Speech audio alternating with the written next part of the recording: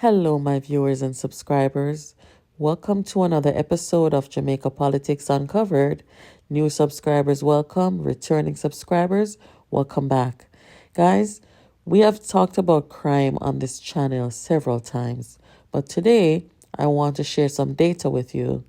I've always wondered, during some of our most challenging times historically, we have not seen crime to the degree to which we've seen it over the last 3 or so decades.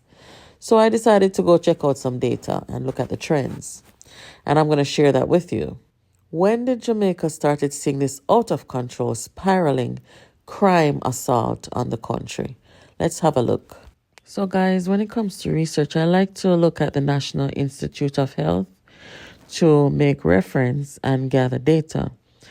The violence in Jamaica analysis was done by the NIH 1998 to 2002 because that is really when we saw crime increasing and being steadily high in Jamaica.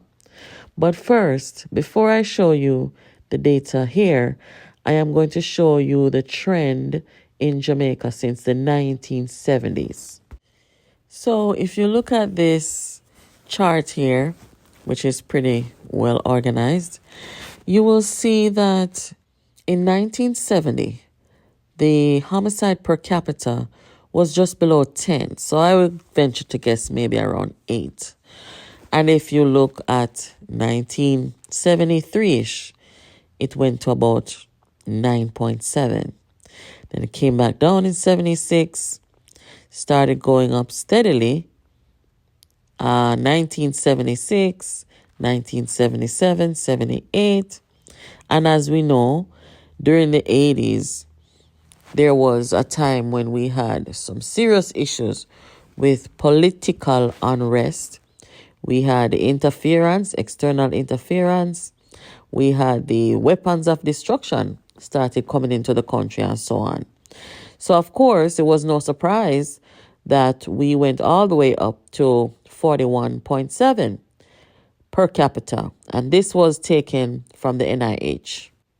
After that time period of the political unrest in the 80s, the governments during that time managed to bring crime back down to normal. So as you can see here, it came back down to about 18.9, but certainly not where we started in 1970. So by the 1987-ish, we were about double of what we would consider to be a norm in Jamaica. Now, if you look at the 1990s, take a look at 94, and you can see between 94 and 1998, 99, we saw a steady increase of crime, murders especially. And we have never been able to come back down. PJ Patterson served as Jamaica's Prime Minister from 1992 to 2006. That's 14 years. Now let us look at the time PJ came into office, which was 1992. Jamaica's homicide rate was about 18.5 to about 19 per capita. And if you look, you can see the steady increase. It has never come back down to 18.5 or even 19. It went all the way up to 40.9 at its peak, as if we were in the 1980s when we had that bloody election. Now, just so you know, the purpose of this study, Violence in Jamaica, an analysis of homicides in Jamaica from 1998 to 2002, the aim of this study was to create a profile of Jamaican homicide victims and to describe the circumstances, motives, and the weapons used in homicide incidents. The author read the police narratives for all Jamaican homicides 1998 to 2002. So this was a pretty extensive study, and I encourage you to read it. It goes on to say Jamaica has a high and rising rate of homicide. In 1970, the homicide rate was 8.1 per capita. By 2002, it had risen to 40 per capita. Jamaica now has the world's third highest homicide rate, behind South Africa and Colombia. Historically, violence in Jamaica was dominated by rivalry between two political parties, which armed young men in their fight for power. Many attribute the current homicide rate to urban poverty, the drug trade, and the illegal importation of firearms. A high level of lethal violence reduces tourism, creates economic hardship, and strains an already burdened health system. This is all factual, guys. So now that we have established what our crime situation has been historically, what should have been done or what could have been done that was not done? First of all, guys, let's remember after the 1980 election, where we were at our peak with homicides, both under Edward Seaga and Michael Manley, crime came back down. It came back down. We were no more than 18.5 until 1992 when PJ Patterson took office. Homicides in Jamaica steadily increased, and clearly not enough effort on the part of the government to stop the increase of homicides in the country. As you can see, in 1992, it kept going up to 94 up, 96 up, 98, 2000, and so on and so forth. If that chart was to continue, you would see that after 2002, it went down in about 2003 by just a little bit. And then in 2004 again, and 2005, where we saw our highest homicide rate under PJ Patterson's government.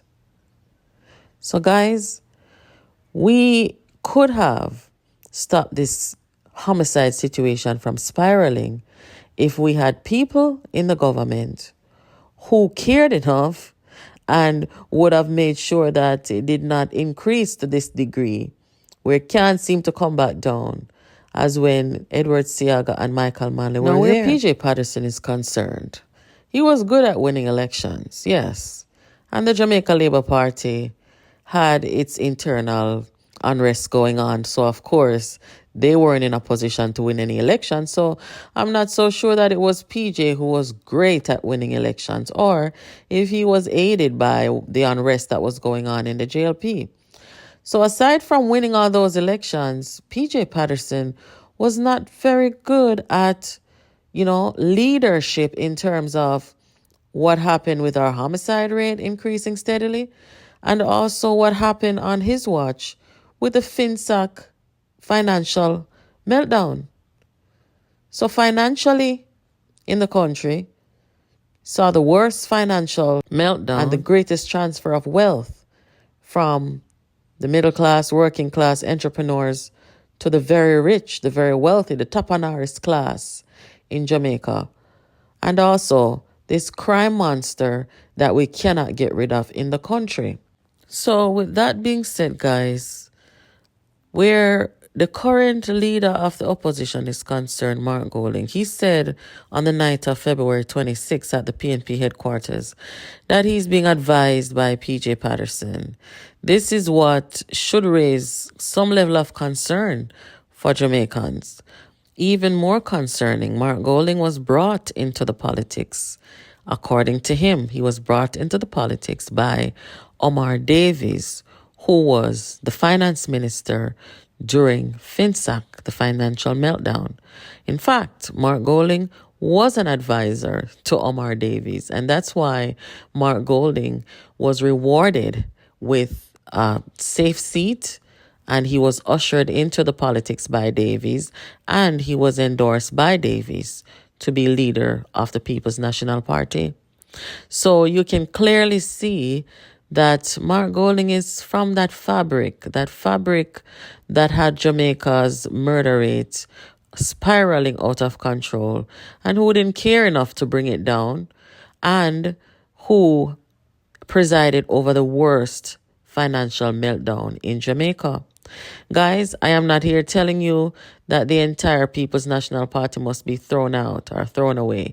That is not at all what I'm saying. I'm dealing with the individuals who were a detriment to the country and their affiliates. And Mark Golding, as we know, is one of the biggest beneficiaries of FinSAC, where the people in Jamaica who lost their assets, their homes, it is the Mark Goldings of Jamaica and the Peter Buntings during that time who hoarded the people's wealth and the people's assets for little and nothing because of their political connection to the People's National Party. They're back for more. They've learned nothing good from those they were mentored by, the PJ Pattersons and the Omar Davis. Guys, make sure you're keeping it locked here to Jamaica Politics Uncovered. I hope that I was able to deliver something informative here for you and something educational. And I encourage you to read that study on the homicide in Jamaica between 1998 and 2002. It's a very interesting study. Make sure you are subscribed to this channel and you have your notification on. And also make sure that you are tuned in to our live broadcast Monday to Friday at 7 p.m. Have yourselves a good evening until next time.